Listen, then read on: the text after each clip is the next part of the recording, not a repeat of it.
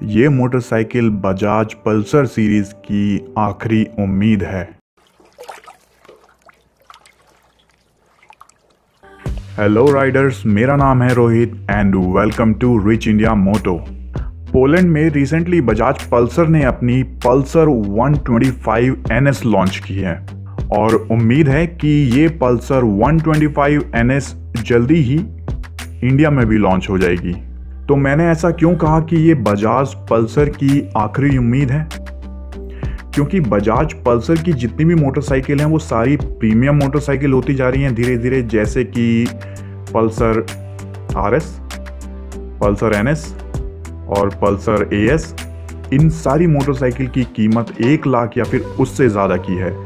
तो जिन लोगों का बजट 1 लाख का नहीं है वो 1 लाख अफोर्ड नहीं कर सकते, तो क्या वो लोग पल्सर मोटरसाइकिल नहीं ले सकते हैं? पल्सर 150 और 180 भी हैं लाइन में, लेकिन उनको लोग लेना इतना पसंद नहीं कर रहे हैं क्योंकि वो बहुत पुराना मॉडल हो चुका है, बहुत रेट्रो लुक देने लगा है। बजाज ने पल्सर में कुछ नियॉन कलर्स ऐड किए हैं, लेकिन उससे कुछ ज़्यादा फ़ायदा नज़र नहीं आ रहा है। तो लोगों को चाहिए बिल्कुल कुछ अलग, कुछ नया। तो इसी उम्मीद की मैं बात कर रहा हूँ। पल्सर 125 NS ये उम्मीद हो सकती है। पल्सर 125 NS ये रिप्लेस करेगी पल्सर 135 को। अगर आपको याद होगा तो ये मॉडल पल्सर 135 जो है डिसकंटिन्यूड हो चुका है, अब इसकी जगह लेगा पल्सर 125 NS। इसकी एक्सपेक्टेड जो कीमत है 65,000 हो सकती है इंडिया में। अगर इसके स्पेसिफिकेशंस की बात करें तो 124.4 सीसी का single cylinder air cooled fuel injected single overhead camshaft वाला इंजन आपको मिलेगा। ये इंजन प्रोड्यूस करेगा 12 PS की power at 8500 RPM, 11 newton meter का टॉर्क एट 6000 RPM। तो काफ़ी ज़्यादा हाई रेविंग इंजन है।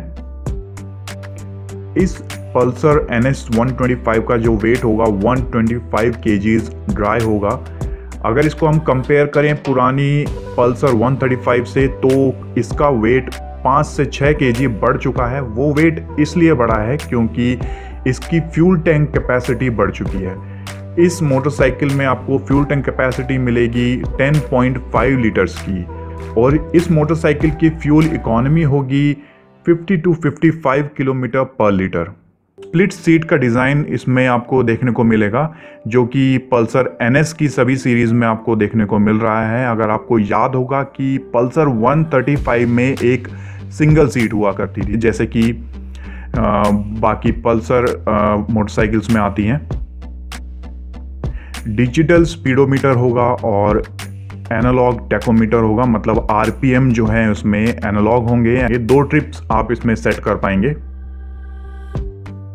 फ्रंट में आपको 240 mm का डिस्क ब्रेक मिलेगा और रियर में आपको ड्रम ब्रेक मिलेंगे।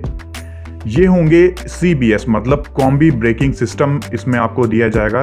CBS का मतलब ये है कि जब आप पीछे का ब्रेक अप्लाई करते हैं तो 80% पावर आपके पीछे वाले ब्रेक में लगेगी और 20% पावर आपका फ्रंट डिस्क ब्रेक में भी जाएगी। तो इसका मतलब दोनों ब्रेक्स आपके एक साथ लगेंगे।